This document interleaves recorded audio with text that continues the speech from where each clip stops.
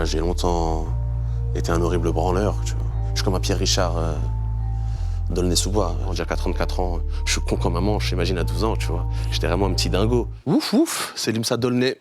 On est sur ClickTalk et c'est logique. Let's go. Walk it like I talk it. Walk it like I talk it. You walk it like I talk it. Walk it like I talk it. Hey. Comment ça va, Limsa? Ça va super, et toi? Ça va très très bien. Pour ceux qui ne te connaissent pas, tu viens d'Aulnay, t'es entré par le rap par les freestyles, et là tu sors ton premier gros projet solo qui s'appelle Logique, tu l'as fait en 2 volumes, Logique partie 1 et Logique partie 2.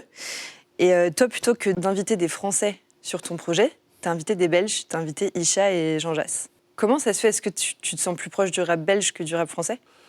Je pense que c'est comme dans les rues, c'est comme dehors, dans le métro et tout. Les Belges, ils sont beaucoup plus sympas, tu vois. Du coup, comme j'aime bien les mecs sympas, j'ai fait des feats avec des Belges. Ils sont plus drôles aussi. En plus. Et puis en plus, en vérité, ouais, Isha et Jean Jass, c'est 2 rappeurs que je kiffe vraiment, tu vois ce que je veux dire. Maintenant, on se connaît un peu et tout, mais c'est des gens qu'à la base, je regardais de loin et que je trouvais super chaud, tu vois. Super chaud de ouf. Est-ce qu'il y a une différence entre le rap français et le rap belge? Franchement, j'ai envie de te dire, avec la mondialisation, tu vois, non, franchement, moi, je trouve qu'il n'y en a pas tant que ça. Tu vois, j'ai l'impression que les rappeurs de quartier, là-bas, ils ont un peu les mêmes codes qu'ici, à part, tu vois, quelques expressions qui sont des expressions belges et tout, sinon c'est à peu près les mêmes codes, les mêmes visuels, tu vois. Et toute la vague de rap belge qui est arrivée avec les Kaba, Jean Jass, Roméo, etc., j'ai l'impression que ça ressemble pas mal aussi à une espèce de vague qui était arrivée ici. Du coup, moi, j'avoue, je vois pas de différence flagrante entre les deux. Après, c'est sûr qu'eux, ils ont leur truc à eux, chacun son truc, mais ça me saute pas aux yeux, tu vois. Ça me saute pas aux yeux. Je vois pas 2 identités très, très différentes, tu vois. C'est quoi ton expression belge préférée, toi? Enroule. Enroule? Ouais, une enroule. Je crois que j'ai jamais entendu. Une enroule, ça veut à peu près dire tout et n'importe quoi. C'est comme un bail, tu vois. Ça peut remplacer n'importe quel mot. Ok. Toi, t'as fait un feat avec Isha qui s'appelait Starting Block. Oui. On regarde un extrait. Gentil garçon, je ne sors qu'à l'heure où toutes les bad girls sortent. L'été ça pousse comme des hardeurs pour se foutre en débardeur short. Frérot, d'où je viens, les gars ils aiment pas ouvrir des livres. Ils préfèrent ouvrir des chichas et des barbershops. J'ai quelques frérots dans les starting blocks qui font du bénéf grâce aux stars qui se droguent. J'ai quelques frérots dans les starting blocks qui font du bénéf grâce aux stars qui se droguent. Il y a un autre truc que tu kiffes en Belgique, c'est les frites. C'est super sympa, les frites. J'adore les frites. Il y a une phrase dans ce morceau qui m'a tuée. Tu dis je l'ai kiffé, la vie de ma mère, c'est triste, mais je paierai pas la dot de 20 000 € pour une go qui sait pas faire des frites. Les frites, c'est trop important. Franchement, si elle sait pas faire des haricots verts, c'est vraiment pas grave, tu vois. Ça me manquera pas, mais les frites, c'est trop important. Toi, tu les fais bien? Je commence à avoir mes petites astuces, tu vois. Je commence à avoir mes petites techniques, tu vois. Genre? Je garde ça secret. Tu veux tout savoir, hein. Ok. Non. On parle musique. Le reste, je garde mes secrets. En Belgique, apparemment, il y a des doubles cuissons. Ouais, il y a c'est des ça, trucs avec des un huiles peu. et tout, des doubles trucs et tout. C'est complètement dingo. Dans ton écriture, il y a quelque chose dans le rythme et dans la chute que je trouve qui pourrait être un peu similaire, tu vois, à des punchlines d'humoristes. J'entends. On m'a déjà fait la remarque. Et à chaque fois qu'on me parle de ça, j'ai la larme qui a 2 doigts de couler, tu vois. Pourquoi? Ça m'arrive souvent qu'on me dise « Mais gros, pourquoi tu fais pas des vidéos marrantes et tout, plutôt que du rap ?» Et c'est, tu vois, quand on me dit ça, il y a une grande épée qui rentre dans mon cœur, là, c'est pas, là, c'est pas plutôt... Ça me fait mal au cœur. C'est comme si moi, j'adore la boulangerie et ça me dit « T'es chaud pour réparer des voitures et tout ?» Non. C'est désagréable. Non, mais ouais, je l'entends. Non, c'est dans le sens, en fait, tu fais partie de ces rappeurs, tu vois, qui ont des punchlines où, quand tu l'écoutes, tu dis « Ah, il est insolent, tu vois. » Mais c'est trop bien. Ouais, je crois. Et dans le rythme, en fait, t'arrives à mettre des chutes, que ce soit, là, c'est un exemple, tu vois, mais t'arrives à mettre des chutes comme quand un humoriste, un bon humoriste, raconte une bonne blague, tu t'attends pas à la chute. Là, toi, quand tu fais une punchline qui est... Tu vois, tu t'attends pas non plus à la chute qui va arriver derrière. Tant mieux si ça fait cet effet-là, tu vois. Après, moi, j'écris vraiment comme je parle. En vérité, il n'y a pas spécialement de mots très compliqués dans mes textes et tout. C'est pour ça que moi, je considère même pas que j'écris méga bien ou quoi. J'écris comme je parle. C'est avec des mots simples et tout, des expressions simples. Ça fait... Je sais pas comment dire. Il y a un moment où je pense que tous les rappeurs, à peu près de ma génération, on est passé par là. On rappait pour être les meilleurs rappeurs du monde. On faisait beaucoup d'espèces de démonstrations, de trouver les meilleures rimes, les meilleurs flows, les meilleurs placements, etc. Et je crois qu'il y a un moment où j'ai trouvé ça super beau d'arriver à dire des choses simples et qu'elles aillent droit là où on veut qu'elles aillent. Tout en restant super technique à la fois. Subtilement, entre guillemets, tu vois, subtilement. Ça m'arrive d'en glisser une ou deux dont je suis fier, mais j'articule plus mes textes autour de la technique de rime, tu vois. C'est plus ça, mon axe principal quand j'écris, c'est pas autour de ça que je tourne. Évidemment que je peux pas sacrifier une rime parce que je sais que ça va... Voilà, mon cerveau, il est formaté, ça fait des années qu'on rappe comme ça. C'est pas maintenant que je vais réussir à changer les fondations. Mais je sais que ce qu'on attend de moi en premier quand je sors une chanson, c'est ce que je vais raconter. Et chez moi, ça prime sur la rime. Il y a des rappeurs chez qui j'entends qu'ils ont trouvé la rime et qu'ensuite ils ont trouvé la phase. Moi, en général, j'essaye de plus m'axer sur l'écriture parce que j'ai des rimeurs, je pense qu'il y en a qui le font mieux que moi. L'écriture aussi, en vrai, mais je sais que c'est peut-être ça mon point fort. Je suis pas un rimeur affreux, c'est pas ce que je dis, mais c'est pas vraiment autour de ça que j'articule ma musique. Même si j'adore rigoler ça, trouver des rimes rigolotes et tout, j'adore ça. De toute façon, on sait qu'un rappeur qui fait que des rimes, c'est pas forcément un bon rappeur. Ouais, après enfin, c'est pas ça qui fait d'un rappeur Non, c'est pas un bon gage. Mais tout, tu sais, les rimes comme autre chose, toutes les complexités ou toutes les complications que tu peux apporter à ta musique, c'est en rien une garantie que ça va être une bonne chanson. Moi, il y a plein de rappeurs hyper forts qui, entre guillemets, m'intéressent pas. C'est-à-dire que j'écoute la chanson, en tant que rappeur, je me dis, ouais, il est trop chaud, mais j'ai pas envie de réécouter la chanson parce qu'il n'y a pas de lien, je sens pas de lien soit avec la musique en elle-même, soit avec l'artiste, etc. Ça me touche pas. Et il y a plein de rappeurs qu'on pourrait qualifier de pas spécialement des méga bons rappeurs, que j'écoute parce qu'il me touche et j'ai l'impression que, tu vois, il y a un lien entre sa musique et moi, ou peut-être même entre lui et moi, à travers ce qu'il raconte. Et pour moi, c'est plus important. En tout cas, moi, dans ce que j'aime, ça me touche plus. Il y a des gens qui écoutent de la musique pour écouter des trucs spectaculaires, tu vois. Des mecs qui rappent archi vite ou qui font des rimes de l'espace, etc. Moi, je suis plus de l'école où j'ai besoin que ça me touche, tu vois. Toi, t'as fait un bac L. Ouais, j'ai fait un bac L. T'étais déjà attiré par les mots à cette époque-là? Ça m'est déjà arrivé d'être surpris par des questions de professeurs qui, des fois, me disaient à la fin de l'heure, voilà, c'est ce que Salim, tu peux venir et tout, et qui me demandaient si on m'avait aidé, si j'avais déjà participé à des trucs et tout. Et moi, je disais non, comme un jeune connard de 12 ans, tu vois, bah non, qu'est-ce que tu fous dans des ateliers, tu vois.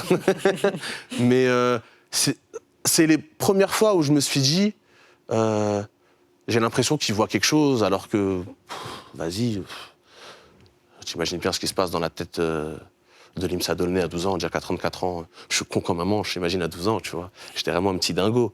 Mais non, voilà, ça m'est déjà arrivé d'être surpris ou étonné par des réactions comme ça de professeurs.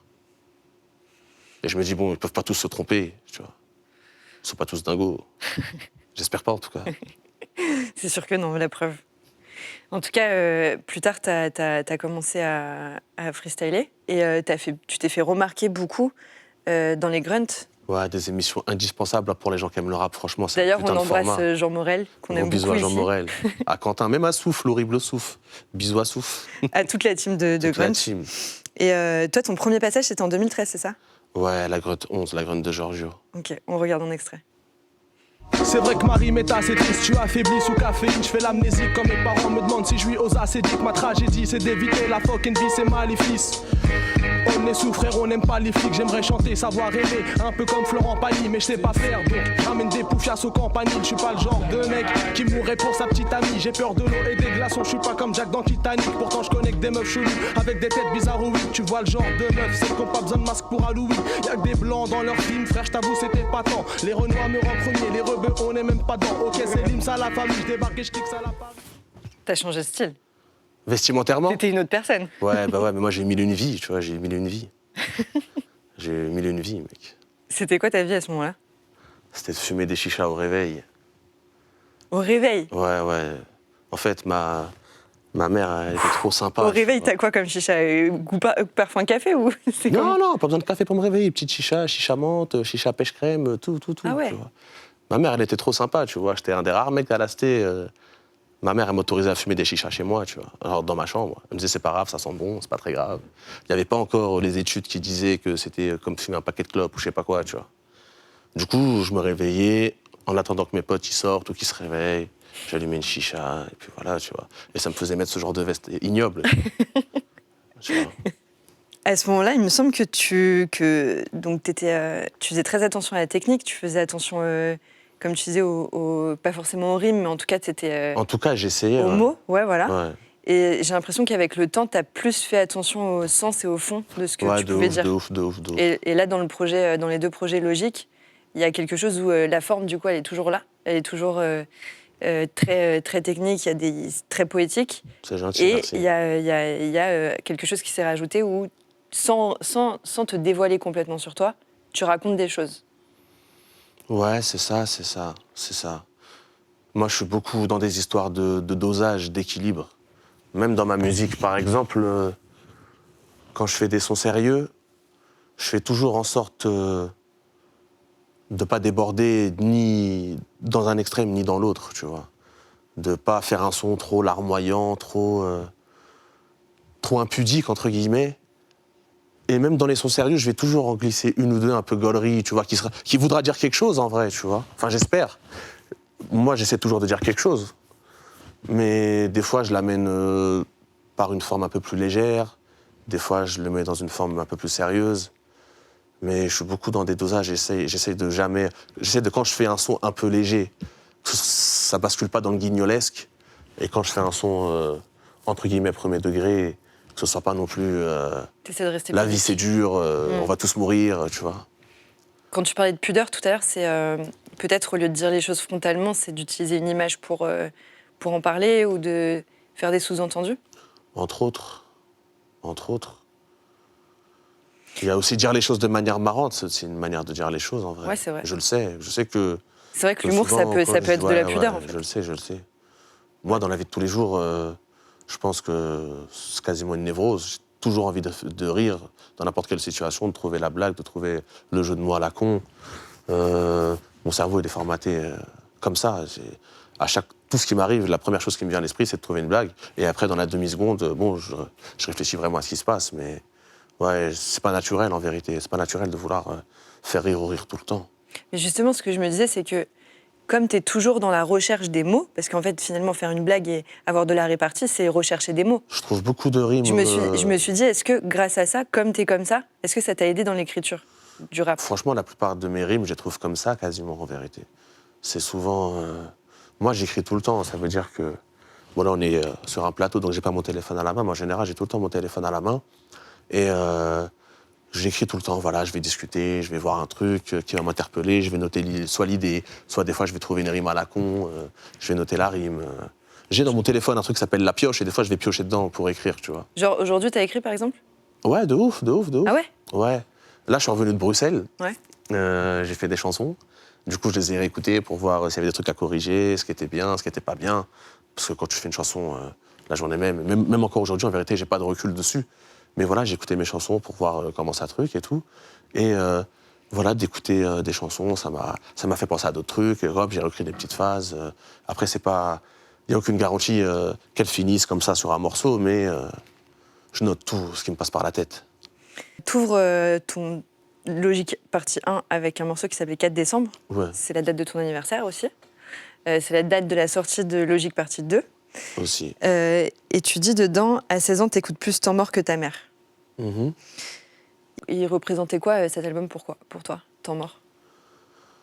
Franchement, Temps mort, c'est un des albums qui m'a le plus marqué, et je pense qu'il a marqué un peu toute une génération. Généralement, les personnes de mon âge ou qui s'en rapprochent, elles le mettent souvent dans le classement des meilleurs albums français de l'histoire, etc. Tu vois. Et moi, je sais que pour ma génération, c'est une forme de logique. Vraiment, quand ça arrivait, il s'est passé un truc. Il racontait ce qu'on vivait. Il rappait super bien. Il avait plein de trucs dans la voix, dans le délire. Vraiment, il parlait à la rue. Et quand on était petits, nous, ce qu'on écoutait, c'était les rappeurs de la rue. Et c'était pas encore l'escalade, entre guillemets, comme maintenant, où c'était le rappeur le plus rue. C'était pas la course comme ça, à être le rappeur le plus rue. Lui, ce qu'il racontait, ça ressemblait beaucoup à ce qu'on vivait, mais il y avait un truc comme ça un peu cinématographique, tu vois. Un peu cinématographique, qui était un peu stylé, et que je trouvais trop chaud. Et bon, on a tous écouté ça. Hein.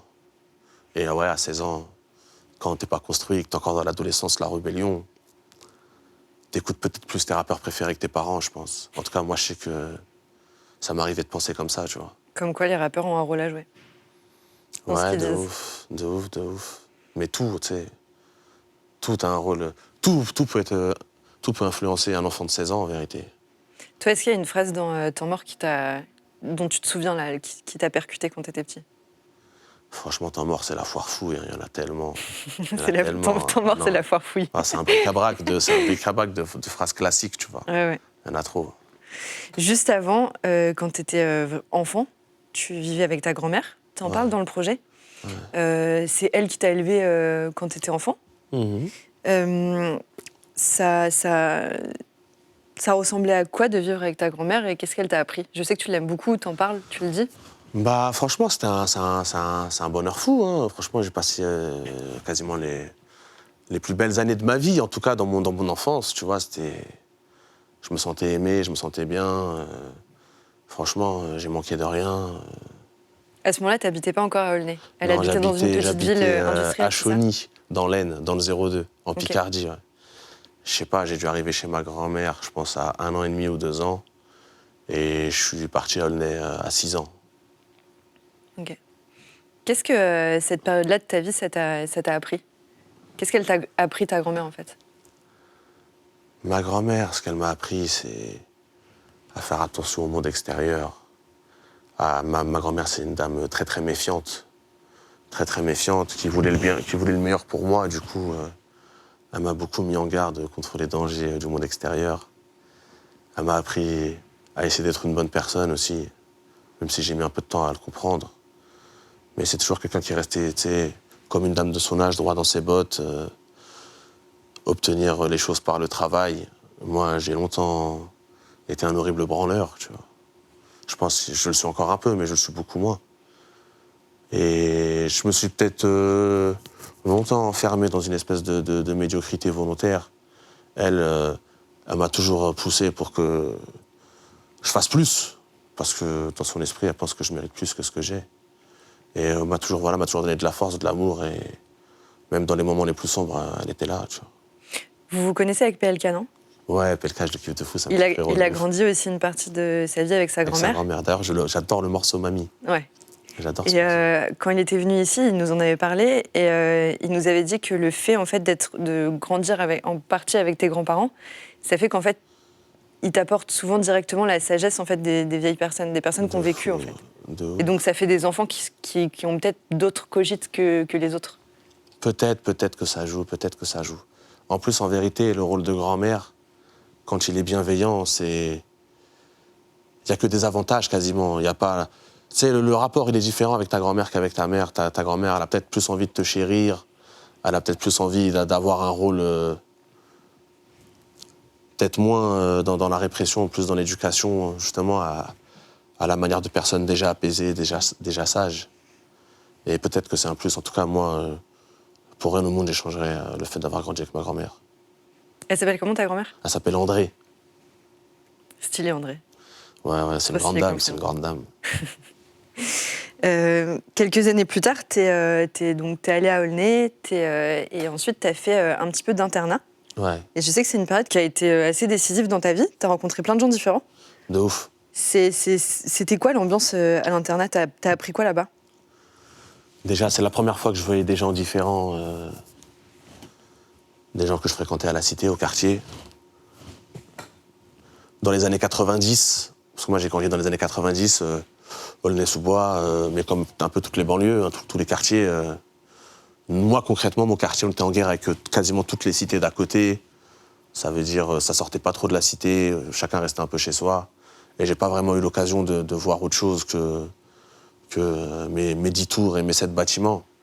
Ça fait que, honnêtement, je pense mon ouverture d'esprit, elle était vraiment très très faible. Je voyais que ce que je voyais. La cité, c'est super cool, hein, je me plains pas. J'ai passé aussi pareil une super enfance, super adolescence. J'ai passé des super moments. Mais ça reste que quand même un microcosme. Et il faut pas se limiter à ça. Le monde, il est immense. De partir à l'internat, ça m'a fait découvrir d'autres gens qui venaient d'ailleurs, qui avaient d'autres vies, qui avaient d'autres styles de vie. Et j'ai l'impression que dans les deux extrêmes, ça m'a fait avoir un déclic. Le positif, c'est que je me rendais compte que des mecs voilà, qui n'avaient rien à voir avec les gens que je fréquentais, ils pouvaient avoir des passions communes avec moi.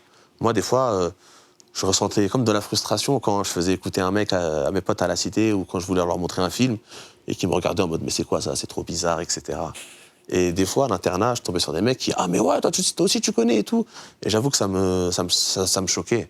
Ça a été un des premiers déclics de me dire que je peux être proche ou je peux avoir des points communs avec des gens qui ne me ressemblent pas. Genre quand tu leur faisais écouter Singila, des trucs comme ça. Ah, Singila.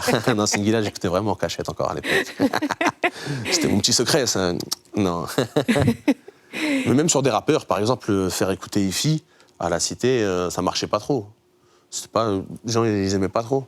Alors qu'au final, à l'internat, il y avait plein de mecs qui connaissaient et tout. C'est quoi le son que t'as le plus écouté de Singila, en cachette?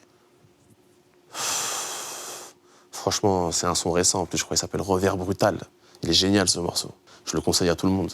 Revers Brutal? Revers Brutal. Ok, on va mettre un extrait. Revers brutal, moi qui parle d'amour, au fond je ne comprends rien aux femmes. Yeah. Revers brutal. Trop chaud. T'as écouté C'est trop ou pas? Évidemment. On écoute. Évidemment, classique. Le fond de teint que t'as trouvé sur nos draps, c'était juste une petite blague, s'il te plaît, ne t'emballe pas, ouais. De trois, commettre des imprudences, je vais fuir comme toi, j'ai besoin de vacances, c'est trop.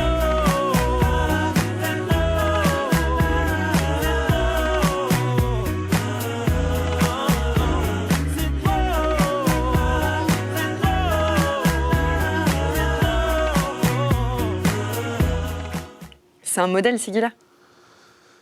Je sais pas si c'est un modèle, c'est juste un artiste que je kiffe, tu vois. Franchement, c'est un artiste que je kiffe. Un modèle, je sais pas vraiment. Je pense pas. Je m'inspire pas de lui sur comment il a géré sa carrière ou quoi, en vérité. J'avoue, juste, je kiffe ses sons. Dans tous ses sons, Singila, il parle des femmes. Ouais. Toi, tu parles un petit peu des meufs dans tes morceaux. Et dans Lost Highway, tu dis je sais que je suis son plan cul, je sais que je suis son divertisseur, qui profite de qui, je ne sais plus. Et ça m'a étonnée parce que c'est assez rare que les mecs disent ce genre de phase. Et en plus de ça, c'est encore plus rare qu'il y ait des rappeurs qui disent ça. De se dire peut-être ça peut être moi en fait dont les meufs profitent. Ça existe, si ça existe, il n'y a pas de raison que ça finisse pas dans une chanson. Et a fortiori dans une chanson de rap, tu vois. Ça existe. Il y a des meufs qui ont déjà profité de toi? Bah, je pense, comme... on n'a pas le monopole des mauvais comportements, malheureusement. Mais ça fait du bien d'entendre ça. C'est logique. C'est très logique. C'est peut-être bizarre comme question, mais est-ce que t'es féministe, toi? Je sais pas, féministe, ça devient un grand mot qui prend un sens peut-être différent que celui qu'il avait réellement à la base, tu vois. En tout cas, si c'est rétablir l'équité, tout le monde devrait l'être, mais pour tout, pas que féministe, toutes les injustices dans le monde. Donc ouais, moi, évidemment que je suis jamais d'accord avec une injustice. Il y a un truc, Limsa, là, qui m'étonne. De toute l'interview, t'as pas dit une seule fois c'est gaze. T'inquiète, ça arrive. Je garde le meilleur pour la fin, C'est pas normal.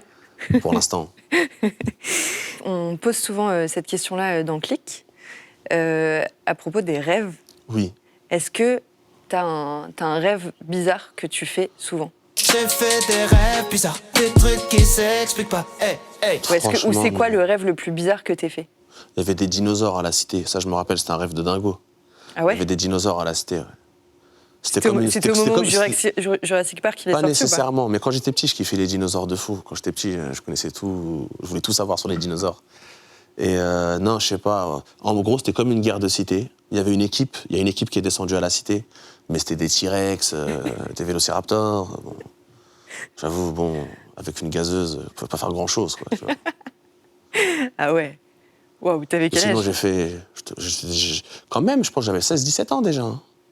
Ah ouais. Ouais, 16-17 ans. J'ai déjà fait des rêves horribles avec le clown dans Il est revenu, ça. Tu sais, les horribles cauchemars où tu veux mettre des droites, mais ça va tout doucement. T'essayes de courir, t'es au ralenti quand tu te sens impuissant. Mais faut que tu fasses un film. Un Ouais, mélange je sais pas un mélange de la haine Ouais, je et sais pas Jurassic si c'est Park. une bonne idée. Ah, ça peut être chaud. Ça peut être chaud, ça peut être chaud, ça peut être chaud. Incroyable. Tu dis souvent c'est gaze. Ouais, c'est gaze de Ton ouf. projet il s'appelle Logique. C'est quoi la situation la plus gaze que tu aies vécue? C'est quoi la situation la plus logique que tu aies vécue? Là, dans les situations gaze récentes, là, par exemple, je suis rentré hier soir, et là, mes clés sont à Bruxelles, j'ai oublié mes clés, là. Ah ouais. Ouais. Ouais, je suis qu'une merde, j'ai oublié mes clés, mais moi, je suis complètement dispersé, tu vois. Je suis comme un Pierre Richard d'Aulnay-sous-Bois. J'ai oublié mes clés à BX, j'ai trop la haine, putain. J'ai trop la haine. Je suis comme un dingo dehors, là. C'est fou, ça. Tu vas faire comment? Moi, je dors chez des frérots, tu connais.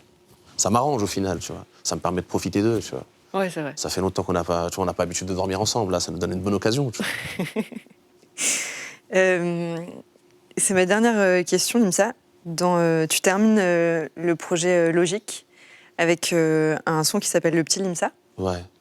Et dedans, tu dis le Petit Limsa, il était bizarre.